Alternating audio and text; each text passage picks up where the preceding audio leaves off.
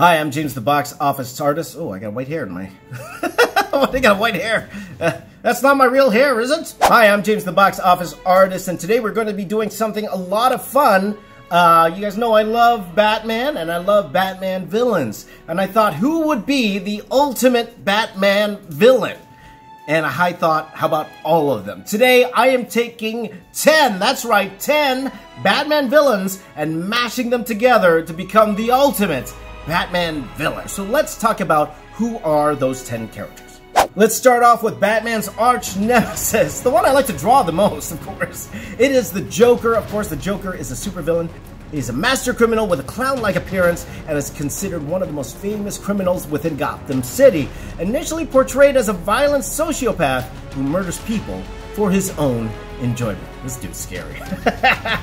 I love drawing Joker all the time, but the only thing you really need to add to make it feel like Joker is that iconic smile. So, of course, this villain has to have the iconic smile. The next villain might not rank high on other people's Batman villain list, but he's right up there for me. He's number 2 for me, and that is Bane.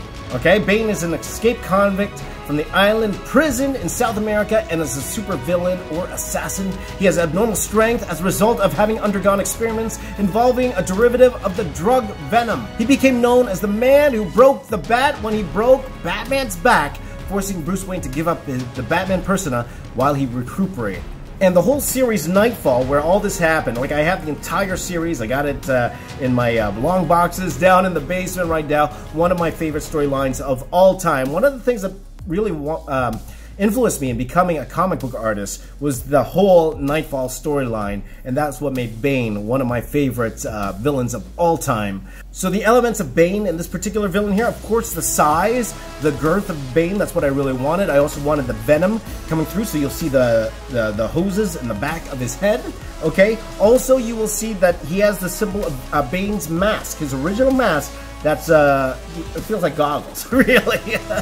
But I really wanted that to be incorporated in the mask. Villain number 3 is the Penguin, Oswald Chesterfield Cobblepot, DC's comic supervillain, one of Batman's oldest foes, an eccentric criminal mastermind known for his love of, let me say this right, ornithology, or the study of birds, of course. That's why he's penguins all over the place. Trick umbrellas for his already shady business dealings, okay? And the way we are putting him in this particular drawing here, pretty much the nose. I wanted a longer nose, and of course, the monocle, that had to be there. Villain number 4, that is TwoFace, okay? We know Harvey Dent. He was Gotham City's amicable and courageous district attorney and one of Batman's strongest allies until Sal Boss Maroni threw acid in his face, hideously scarring him. It also fractured his mental state, causing him to become Two-Face, a schizoid criminal mastermind obsessed with duality, and the number 2, and is one of Batman's greatest enemy. And of course, Two-Face,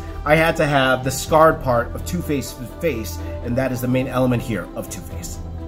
Villain number 5 is the Scarecrow, okay? Dr. Jonathan Crane, also known as the Scarecrow, is a DC Comics supervillain, an overly obsessive and deranged ex-professor of psychology who uses a wide variety of drugs and psychological tactics to use the fears and phobias of his adversaries. I'm scared of spiders. I do not want to mess with this guy. He might send me to Australia. Spiders. So the way that I introduced Scarecrow into here is pretty much his mask. The rest of his head, it's like a cowl, but it's more like a burlap sack, okay? And that's why you see a little stitching in the top of his head. So that's how I included Scarecrow. Villain number 6 is Killer Croc. Originally named Waylon Jones, is a former crocodile wrestler turned into a criminal deformed by a birth defect. Low intelligence, but great strength, as well as crocodilian, is that a word? Crocodilian abilities, such as a keen sense of smell and ability to hold his breath underwater for long periods of time. He makes up a major part of this new villain here. As you see, one side of his face is Two-Face, the other side is Killer Croc, as well as one half of his body is scales like Killer Croc, okay? So you also see some spikes coming out of the side of his arm, all Killer Croc. So I wanted him to be a major part of this character.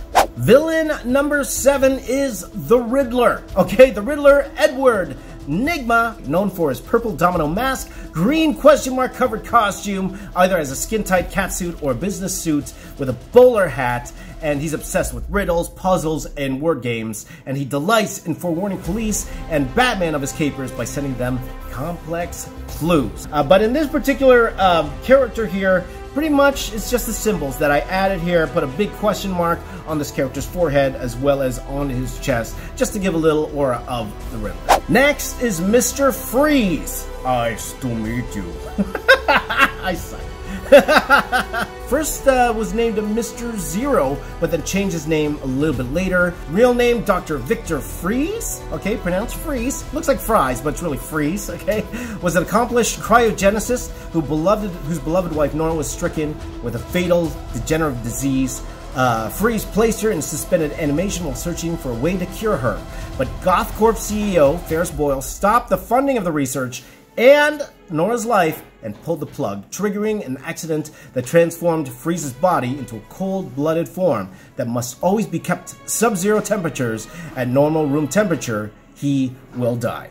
So in this particular character, I pretty much kept him in the sub-zero temperature.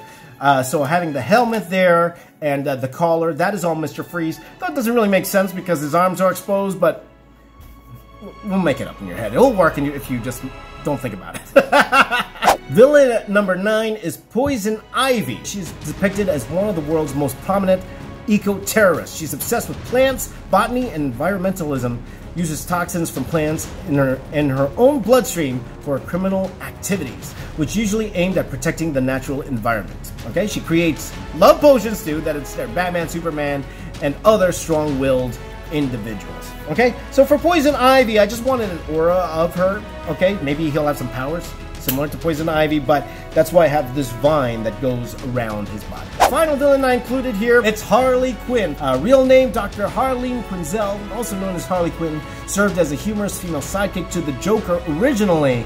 In her first appearances, she was depicted as a character completely devoted to the Joker, but, you know, the Joker never showed affection for her, and the characterization remained more or less consistent throughout her subsequent appearances, including the movies, and she's just a character that became so popular from the animated series, they were like, we have to make her part of the DC universe, and that's what happened. So I had to include her in here. There's just a little bit of aura from her in there. I added a little ball at the end of the mask, okay, so that's from Harley Quinn. Also, the Harley Quinn hammer had to be included there. Actually, I lied. I said there were 10. Actually, there is 11. I forgot about the last one. The last one is Clayface, okay? So Clayface is actually an alias used by many different supervillains over the years.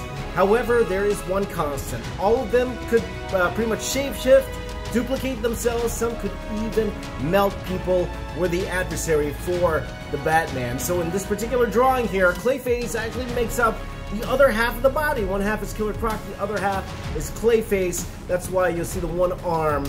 It's you know, pretty much made of clay and mud. You'll see rocks on his shoulders, as well as that big what's that called?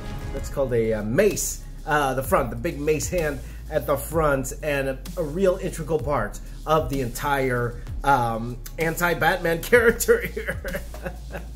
But it's looking pretty cool, and I had a lot of fun drawing. So those were the villains that I included in this drawing here. A lot of fun to do, but I know what you guys are thinking. What does this drawing look like in full color? Here's the full color, brand new, ultimate Batman villain coming right at you.